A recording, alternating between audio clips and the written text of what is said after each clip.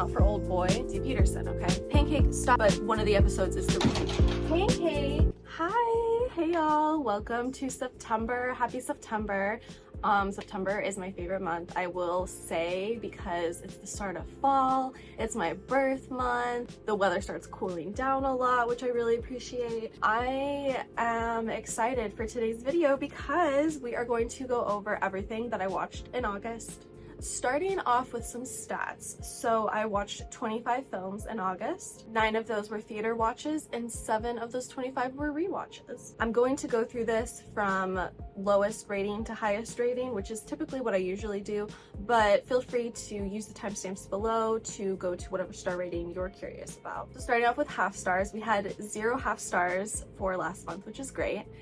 Going right into the 1-star reviews, however, we have Face to Face with Scott Peterson from 2024. This is a documentary that came out on Peacock. Yes, my girlfriends and I gave into the resurfacing of the crime of Lacey Peterson's death, and this resurfaced with a Netflix documentary that came out about, Lacey Peterson, okay? Pancake, stop. So of course this means that another documentary came out about his side of the story, him being Scott Peterson, okay? He was the husband and he was the one that was convicted of her murder. This documentary is garbage, like straight garbage. This is a puff piece made by his family because they want to get his side of the story out and try to make him, look innocent and everything. And this isn't a video about my thoughts on the case. Just know that I don't believe Scott Peterson, nor do I trust him at all. The next 1-star I have is Once Upon a Time in America from 1984. This is by Sergio Leone. I think that a lot of people think that this is a good movie because it's by the same director who did The Good, The Bad, and the Ugly and all of those like Western movies that were really popular. This was his last movie and he went out with an epic Italian gangster movie, but it's garbage. How am I as a woman supposed to feel good or be entertained by this movie when we take into account everything that happens to every single woman on the screen? It's disgusting. It's a movie made by men for men. I hated every minute of it, not to mention it being like boring snoring. I do think that the drama between the different cuts of the film is very interesting. Basically, when the movie came to America, they tried to cut down the 4-hour runtime and they messed with the non-linear storyline that's in this movie, and it didn't blow over well, and I thought that was really funny. But yeah, this movie got 1 star. I did not like it at all. Getting into the 1.5 stars, I only had 1. It was Trap from 2024 by M. Night Shyamalan. This was a theater watch. I have been a huge M. Night fan since I was a kid, okay? His movies were the first horror movies I ever saw, so there is such a special soft spot in my heart for him. This movie was really good in the first half. I thought that the actors were all really great. I thought the characters were really fun. Once we leave the venue in the movie, that's where it started to go downhill for me. I was getting like super antsy, like really wanting the movie to end, but it wouldn't end. Like we had a 3rd act, a 4th act, a 5th act, like it would not stop going. And I was really antsy. I really wanted it to end because after we left the venue, it just stopped. It was not as fun for me anymore. So got 1.5 stars. We had 0 2 stars. For 2.5 stars, the first one I have is The Legend of Hell House from 1973. This is directed by John Hugh. This is an unfortunate instance where the poster is cooler than the movie. I genuinely wish that this was a better movie. Next, we have Vampires from 1974. This is directed by Jose Ramon Larraz. My review on Letterboxd was they should remake this and have Luca Guadagnino direct it. It's about bisexual vampires. Like, come on. That's all you need to know. Ooh, okay, the next 2.5 star I have is Blink Twice from 2024. This is directed by Zoe Kravitz. I wanted to love this so bad. Zoe's vision and style throughout the first half of this movie was honestly 5 stars. Like, I was so excited and I was so happy to be watching it. But once we get to the plot twist, which I'm going to ruin for you because I don't want any girl watching this to go in blind, they are being drugged and then sexually assaulted every night, and they don't remember it when they wake up. This was the first movie I have ever seen in theaters where I was like, oh, I get why people walk out of movies now. I had to calm myself down from a panic attack. That is how absolutely gruesome and gratuitous these assault scenes are. The ending was nowhere near as satisfying as it needed to be for what these men were doing to them throughout the entire movie. I literally feel sick every time I think about this movie. Again, the style in the beginning was so spectacular. Like, I really trusted Zoe's vision, and I will happily watch any other movie that she creates. But the visceral and explicit sexual assault scenes were enough to make me vomit and want to sit in the car in silence on the way home. Okay, that out of the way, we are going into the 3-star movies. The first 3-star I watched was School Days from Spike Lee. This is from 1988. I really love his movies. Like, I don't think I've seen a bad Spike Lee film. Holding Out for Old Boy. I have such respect for like writer, director, actor combos, and he does that a lot, and I like his movies a lot. Giancarlo Esposito, I'm free for you. This one is fun. It's like a musical, and this actually was the movie that came out right before Do the Right Thing. This one is fun. It's worth the watch. It's got a lot of musical numbers in it. I do believe that it's evident that it was low budget, and so I think that, you know, with a higher budget and more practice time, maybe it could have been a really fun movie musical. Given what we got, I had a fun time. Like, I give it 3 stars. Okay, next we have Cuckoo from 2024. This is directed by Tillman Singer. I have been waiting for this movie since 2022, and I was let down, sadly. I barely remember the ending. I barely remember anything that wasn't in the trailer already. I have no memory of this movie, and that's so sad. It hardly made sense on its own. It's just like a sadly forgettable movie, honestly. It's about this girl who, her family moves into this house, and it looks like they've been kind of like predetermined to live there, like predestined to live there by something else. And I simply don't remember what else happens in this movie. I think it had a lot of really good visceral horror that landed really well, but I could not give you a summary on it if my life depended on it. Ooh, next we have It Ends With Us from 2024. This is directed by Justin Baldoni. I would love to see the amount of people who went to see this because they read the book versus the amount of people who went to see this because of all of the controversy and drama surrounding this movie. Not just the controversy with like the subject matter, but the controversy with the production and the after production and the press and everything that happened after the movie. Okay, so if you've been living under a rock, basically what happened is the director of this movie purchased the rights from the author to make this movie from the book. He stars as the male lead, and the woman who stars as the female lead, Blake Lively, she is an executive producer on the movie. They started butting heads on how they wanted the vision to be with the movie, and Blake Lively went to the author as well as other people in Hollywood, including her husband, to kind of get them on her side on how she wanted the film to be, and they kind of like overrode what the director wanted, okay? So basically, Hollywood, we are so back. I have sadly read this book and it's garbage. I kind of enjoyed the movie a lot more because of the drama, like from behind the scenes, and also it's such an outlandish movie. This is a movie about domestic violence. I do think that the direction of how the movie went about the domestic violence was done really well. You know, we're watching the movie and it's her perspective, of course, so we see things like she's falling down the stairs and he's like, oh no, like you're falling down the stairs. But then as she's remembering all of these instances where he has been violent with her later on in the movie, like when she's having clarity, she's like remembering that actually he pushed her. You know, it's not that he was like, whoa, you're falling. He actually pushed her down the stairs, you know, things like that. I think that's very relatable to a lot of people who have been in those situations where your mind tries to trick you or your mind tries to make you believe that they're not this bad person because they're trying to prove to you that they're not a bad person and also lying to you and everything. So your brain kind of makes this up as you go along of like, oh, well, why would he push me? He didn't push me.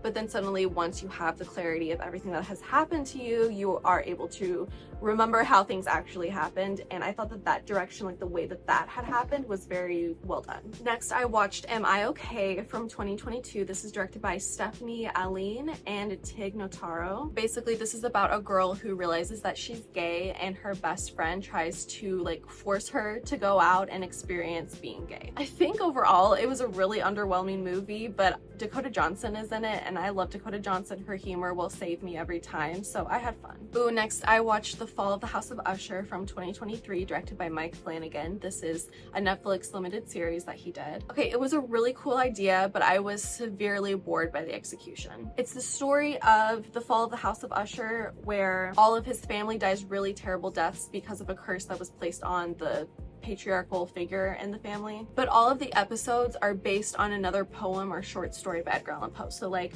sure, the whole overall story is the fall of the House of Usher, but one of the episodes is the Pancake. The whole story is like the fall of the House of Usher, but then each episode is like, one of them will be the Raven or the Telltale Heart, and it'll be like a reimagining of that. I think that the idea was really, really good, but the execution did not land. I was severely bored throughout a lot of it. The lighting was awful. I couldn't see half of what I was watching. It was just like such a downgrade from his other shows, I would say. But I do really, really like the concept. Like, I thought the idea was really good and he was right there. It just did not land. Okay, we are on to the 3.5 stars. The first one I have is The Idea of You from 2024, directed by Michael Showalter. This is my dream, but in the way that I'm this hot at 40. I love Anne Hathaway with my whole heart. I will watch everything she's in. This was a fun movie. I mean, the dialogue was really cheesy and I didn't love it, but I had a fun time. It's about a 40-year-old woman who enters into a relationship with like a 25-year-old pop sensation star, and it was just fun. It was really cute and fun, and Anne Hathaway is so hot and adorable, and I had a lot of fun. Next, I have The Last Man on Earth from 1964. This is directed by Ubaldo Ragona and Sidney Salko. This is the kind of movie that's like forever playing in the background at my house. Okay, black and white, old, spooky, Vincent Price is there. Next up we have American Murder, Lacey Peterson. This is from 2024. I did not have a director on it for some reason, but this is the documentary on Netflix that prompted the Scott's Peterson side of the story documentary that came out on Peacock. Like I said, my girlfriends and I got all back into that case. There is nothing new. Like, there's no new information for anyone that didn't have a YouTube true crime phase like me. So it's like a refresher, if anything. I thought they did a fine job of it. They do a good job of like reminding you of Lacey Peterson's humanity, which I do think gets lost in true crime a lot of the times. A lot of times people are just there for the gruesome depictions of what happened, or to know the mystery, or to try to figure out the mystery, you know, like the internet sleuths, that's all that they want to look for, which I did the same thing, okay? But I do think that it is important to remember that like these victims are like actual people, and they had actual families and actual dreams and aspirations, and like a lot of the true crime space is gross, but I thought that this documentary did a good job of reminding us that she was a person. Ooh, next I watched Lake Mundo from 2008, directed by Joel Anderson. And my review on Letterboxd was meant to be watched at 1 a.m. by yourself with your cat crashing into something 1 hour in, making you have an absolute heart attack, which is what happened to me. This is a very spooky found footage ghost story.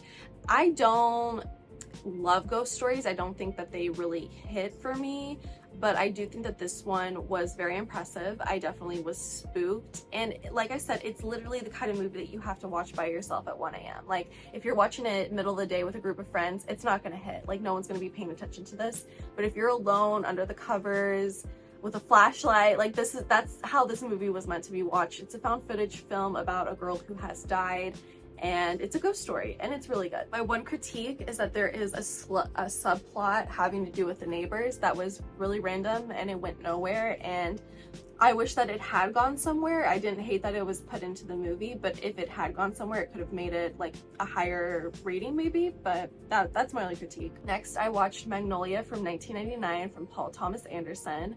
PTA, he really shows off his writing skills with this one. Overall, it underwhelmed me, but it was thrilling in its own way for sure. It's basically like a conglomerate of a bunch of different people's stories, like 9-10 different characters, how they have all like their lives are intertwined. We find out like who's related to who, we find out who is screwing who over. Like, it's a fun film for that aspect, to like understand the intricate spider web of it all, but at the end, like, I think that the ending underwhelmed me a little bit, and that's okay. That's why I got 3.5 stars. Next, I watched Strange Darling from 2023. This is directed by JT Molnar. Even now, I want to give this 4 stars. Like, I could totally see myself rewatching this and giving it 4 stars because I think about it a lot. I think about this movie a ton. It is a really, really great non-linear story about a one-night stand that goes wrong. I was really obsessed with the 2 main characters, the 2 main actors here. They did a really good job. This movie does one of my most favorite like micro niches. Like, one of my favorite things in film is when they focus on a color, specifically the color red. Okay, I have only ever seen this once before with an Ingmar Bergman film. I can't remember what it was. It may have been Cries and Whispers. I don't remember which one, but there is one of his films that is just the whole room, everyone's outfits, the bed, all of it is just like this gorgeous crimson red, and I was just obsessed with how that looked on film. And Strange Darling, they do the same thing. The car is red, her hair is red, the room that they're in is red, her outfit is red. Like, it is just like, it just, I don't know how to describe it. I think that red just looks so beautiful on film. And when a movie like really focuses and hones in on one color, it makes a lot of the things around, a lot of the objects around one color, it just speaks to me. Like, the aesthetic of it just really hits for me. I think it's a good way to make a movie super memorable. Okay, getting into the 4 stars. First, we have Alien Romulus from 2024, directed by Fede Alvarez. Ooh, the detail to female body horror in this movie was such a chef's kiss. Like, every alien seemed to be birthed out of a vagina. Like, that's what it looked like. There is an actual pregnant woman on board. It's just very female centered, and I ate that up, okay? I was on the edge of my seat throughout this movie. I will say I didn't love the cheesiness, fan service. If you know, you know, just because I'm not a fan of Alien like that to where I would actually be excited about something like that. So it made me roll my eyes a little bit, but that's okay. I thought that every bit of this cast was spectacular. Like, everyone did a 10 out of 10. Very, very fun movie. The only reason it's not a 5-star, I think, is because of the cheesiness that was there. I want to see it again, honestly. I'm surprised I haven't gone back to theaters to see it yet. Okay, next I have Licorice Pizza. This is from 2021 from Paul Thomas Anderson. I do think it's PTA's worst, and that's like kind of easy to say because of how amazing and spectacular all of his other movies are. Like, oh no, Licorice Pizza's 4 stars, it's his worst film. Like, I feel so silly even saying that. Anyway, I love the side characters to this movie so much. I think that they really make the film for me. I love that PTA sticks with his whole theme of like scammers and grifters and people in Los Angeles being these like most opportunistic kind of people of all time. I think that he really just kind of puts all of that together into one movie, and choosing the 70s as the time period was a really great choice. I love that he picks different time periods for all of his movies, and he finally did one from the 1970s, and it just like, he did such a good job of just like sticking to his roots and what he loves to put in movies. I hate the ending of this movie. I hate the ending of this movie so much. It like totally ruins the whole thing for me. But up until then, I'm thoroughly entertained while I'm watching it. I think that it's very charismatic, and I think that it's fun, and like I said, the side characters are just, they make the movie for me. Like, I feel like I'm living in LA in 1971 while I'm watching this. Okay, we have 4.5 stars. We have a lot to go through for 4.5 stars. First, I watched 8th Grade from 2018, directed by Bo Burnham. The 2 times I have seen this movie have been in theaters, which is really fun to say. I love that A24 is bringing back some of their movies to be able to be watched in theaters, because I have been taking advantage of that, and I hope that other production companies that I like a lot, like Neon, does the same thing. I would love to see, like, I don't know, Infinity Pool in theaters again. But anyway, this is about 8th Grade. 8th Grade is one of the best movies ever made. I do think it's a required viewing. I think everyone should watch this movie. It's an amazing time capsule back to 2016. Bo Burnham does such a good job of showcasing what it's like to be in 8th grade. Like, him and Elsie Fisher, just, they both encapsulate this movie so well, and the theater that I went to go see this with totally passed the vibe check. Okay, we were laughing, we were crying, we were yelling at the screen. I mean, I had so much fun watching this movie again. Next, I watched There Will Be Blood from 2007. If you haven't guessed by now, I watched a lot of Paul Thomas Anderson last month. It was because I did a series where I was like, watch a Criterion collection with me, and on the Criterion collection they had a Paul Thomas Anderson collection from last month, so I watched it and gave my thoughts, and I'll put that video down below if you are interested in that and you'd like to see how that went. It was pretty fun. But There Will Be Blood was the next one I watched. It's another masterclass in storytelling. We jump through so many decades in this movie. Like, we jump through about like 50 to 60 years, and the way that PTA shows that is just so effortless. Like, just gorgeous, wonderful directing, wonderful writing. He is a master, honestly. Not to mention the gorgeous cinematography in this movie, There Will Be Blood. Oh my gosh. It's about another opportunist, an oil man who tries to scam people out of their land. If you want to say that. And he kind of meets his match when there is a pastor in the town who is just as much of a grifter as he is. Next, I watched The Master from 2012. This is another 4.5-star rating. This is from Paul Thomas Anderson as well. Remember when I said that I love when a color is like at the forefront of a movie, like you continuously see that color either in different hues or just it's such a forefront runner of the movie? Yeah, this movie was the same, but they did it with blue, and I loved it. I love seeing that much blue on the screen. I loved the sea blue, I love the ocean blue, I love the blue greens of it, I love the periwinkle blue, just like all of it. Just there was so much blue in this movie, and it sticks with me. It really makes the movie memorable. So this is about a man named Freddie who after World War II gets involved in a cult, and we just go from there. He has anger issues, he has alcohol issues, and we just learn about this cult and the people behind the cult. I think that there is a really good implication in this movie that the wife is the one who is running things and that her husband is just like the front runner, like he's the front man, the spokesman because he's a man, but she is actually the one pulling the strings. Okay, very Lady Macbeth of her. And I thought that that was really cool. I never picked up on that before when I had seen the movie, so with this rewatch, I definitely learned something new. And I adore Philip Seymour Hoffman so much. I love him so much. Okay, the final 4.5-star we have is Shaun of the Dead from 2004, directed by Edgar Wright. This came back into theaters. It was remastered for Dolby for the 20th anniversary, and so I went to go see it, and I'm so glad I did. Happy 20 years, Shaun of the Dead fans, to all who celebrate. I love that Edgar Wright is so well beloved in like the cinephile space because you can tell that he really loves movies and he loves making them. Like all of his movies are super evident of how much he loves movies. It was just such a treat to see this remastered in Dolby. Like so fun, such a funny movie. Okay guys, we are in the final 2 movies that I watched last month, 2 5-stars. They are both rewatches. First, I rewatched Longlegs in theaters. This is from 2024, directed by Osgood Perkins. This is my second favorite movie of the year. I think about this movie so much. This movie requires a second viewing. Okay, it's 5 stars the first time around, but then once you rewatch it, it's immediate 6 stars. It's not that it's hard or difficult to understand what's happening, but once you know the twist at the end, the second viewing is just so much more special. I really think they all made such a 10 out of 10 movie, like no notes, no complaints, nothing to write home about, except that everyone should go see this movie, especially if you're a horror fan. Like the second viewing, I can't get over it. I wonder even if the third viewing will be even better, because the second viewing just made it like a whole new movie to me, because I understood every bit of the dialogue, you know, like anything that was elusive in the first viewing or something that's like, oh, we'll find out about this later. Once you see it the second time, oh my god, it's just so good. I have no complaints about this movie, and you know I love to complain. Okay, the final 5-star we have is Punch Drunk Love. This is from 2002, also directed by Paul Thomas Anderson. This is my favorite PTA movie. I mean, I give it 5 stars and all the others have 4.5 stars. So I think that that proves that this is my favorite PTA, and I'm so okay with it. I love every character in this movie so much. It's about this man named Barry Egan who has anger issues, he has intimacy issues, he has issues with women, and it's just such a chaotic movie about him navigating the first love that he's ever felt in his life.